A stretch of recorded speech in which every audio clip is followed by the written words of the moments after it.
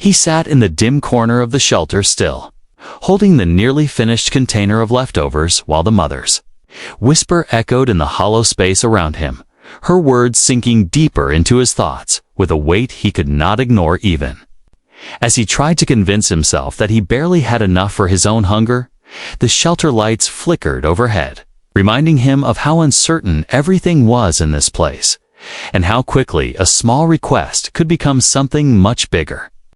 As he watched the mother clutch the quiet child, he felt something shift inside him, a pull that made him rise slowly off the chair, unsure of what would happen next. The mother stepped closer, hesitant, as though unsure if he would turn her away, and her eyes were tired in a way that spoke of many nights without rest. She did not look dangerous. She did not look like she wanted anything beyond a small meal for the tiny figure in her arms.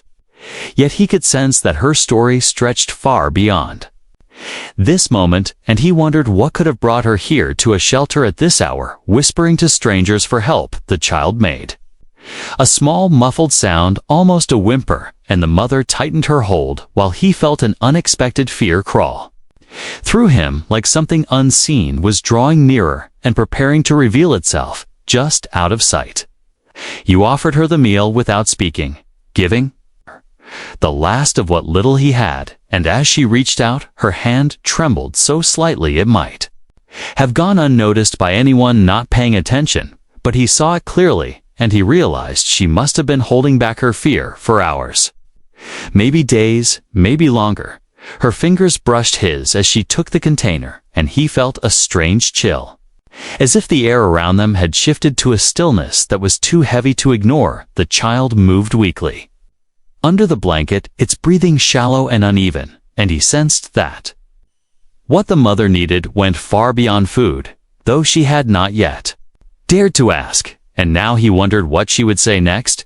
The child coughed again, not loudly but sharply enough to make the mother flinch, and the sound cut through the shelter louder than any whisper. Could he had heard coughs like that before during the colder months when the people who had nowhere to go arrived at the shelter burning with fever or shaking with chills, and the realization struck him that this tiny child could be in far more danger than either of them had understood. He took one small step closer, and the mother looked at him with a silent plea that spoke more than words could, and he knew she was desperate for help beyond food, yet uncertain whether she could trust him enough to ask. As the child coughed again, he asked her quietly where she had come from, though the question felt too small for the gravity of the moment. The mother hesitated and looked toward the entrance as though expecting someone to appear from the dark outside. She explained slowly that she had been staying in an abandoned apartment building several blocks away,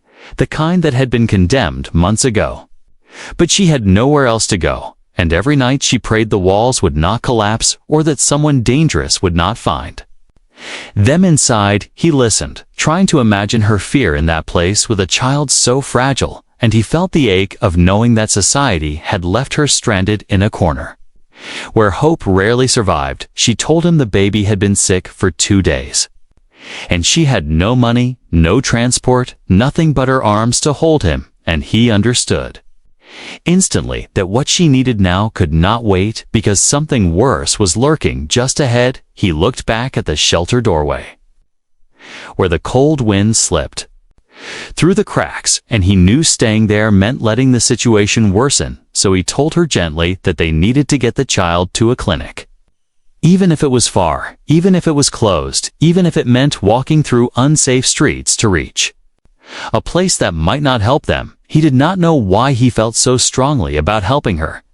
Maybe because he recognized it's the same fear he had once carried, or maybe because leaving her alone with a sick baby in the night felt like stepping away from a moment he was meant to face. She hesitated again, torn between trusting him or guarding her child from yet another unknown. But the baby let out a faint rasp that broke any doubt still holding her back, and she nodded slowly, as though accepting a path that neither of them could fully see yet. And just as they prepared to step into the cold night, something shifted behind them in the hallway with a sound that made them both turn in alarm, unsure of what waited in the shadows ahead. They stepped Out of the shelter into the cold night, the wind slicing through their thin clothes, as if trying to push them back inside, but he guided the mother forward, keeping his steps steady even though he felt a growing tension in the air, like something was following them from the shadows. He kept glancing over his shoulder, seeing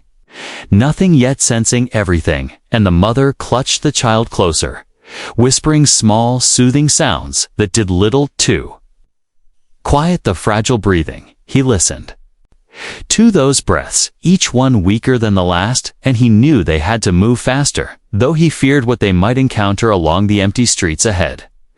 They followed the cracked sidewalk past shuttered shops and broken streetlights, the darkness bending around them in a way that made every sound sharper, every movement suspicious. He told her they were heading to a small clinic he had seen earlier that evening, one that often stayed open late, but even as he said it, he doubted they would make it in time. Their footsteps echoed through the stillness, bouncing off abandoned buildings and debris. He felt the weight of responsibility growing with each step, and he wondered if he had put them in greater danger by leading them into the open night. But turning back no longer felt like an option, as the child's faint breaths dragged thinner with every moment passing. The mother slowed suddenly, her face tightening with fear, as she pointed toward a corner ahead where a figure stood, barely visible in the dim glow of a distant street lamp. The figure did not move, did not speak, simply remained still in a way that made the hair on his arms rise. He stepped slightly in front of the mother, trying to shield her, though he knew he had nothing to defend. With the figure shifted just enough to reveal a hunched posture and a limp that seemed to limp, deliberate, as if waiting for them to approach. First he debated crossing the street, but the sidewalk on the other side was swallowed in darker shadows, and he had no idea what could be hidden there, leaving him trapped between two uncertain paths. He took a breath and led them forward, keeping his eyes locked on the figure, who continued to stand motionless, as though carved from the darkness. The closer they got, the more he felt something off about the person's stance, too rigid, too unnatural, until they were nearly beside the figure, and he realized it was not a person at all, but a coat draped over a broken metal stand left behind by someone long gone. The mother exhaled, shakily, relief loosening her shoulders for a moment. Yet the child let out a soft, weak cry that snapped them back to urgency. He touched the mother's arm, urging her to keep moving, because the clinic was still blocks away, and the child's breath was fading faster than their progress could make up for. They reached the block where he believed the clinic waited, only to find more silence and a faint light barely visible through a fogged window. He hurried forward, pulling open the old wooden door, and the mother stepped inside quickly with the child trembling in her arms. The waiting room was empty, chairs stacked against the wall, and papers scattered across the desk, as if whoever had been working there left in a hurry. He called out, hoping someone would answer, but only the hollow echo of his voice returned to them, bouncing through the narrow hallway behind the reception counter. The mother looked around, panic stirring in her expression, as the child wheezed again, and he realized they might be too late unless they found help hidden somewhere deeper inside the clinic. He pushed open a door at the back and found a dim corridor lined with examination rooms, their doors cracked open, revealing dark interiors. He called out again, and this time a faint shuffle answered him from the far end of the hall, followed by a tired voice asking, "Who is there?" He motioned for the mother to follow, and they approached the end of the hall where an older nurse leaned against the frame of a doorway, her eyes heavy with exhaustion, yet alert enough to widen at the sight of the struggling child. She waved them quickly into the room, grabbing a small emergency kit from a cabinet. As she asked how long the child had been sick, the mother began to explain through trembling breaths, and the nurse nodded, firmly, moving with the speed of someone who had seen too many nights like this. Nurse worked quickly, placing the child on a small table and checking vital signs, her expression tightening as she listened to the shallow breaths and felt the child's trembling skin. She told them the child needed warmth, fluids, and immediate attention, or the situation could turn deadly within minutes.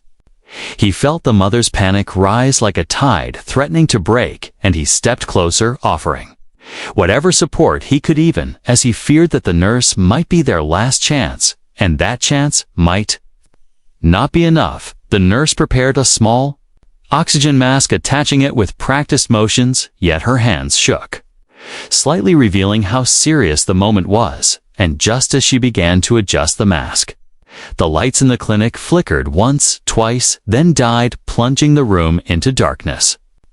As a sound from the hallway made all three of them freeze, unsure of what was approaching in the shadows ahead.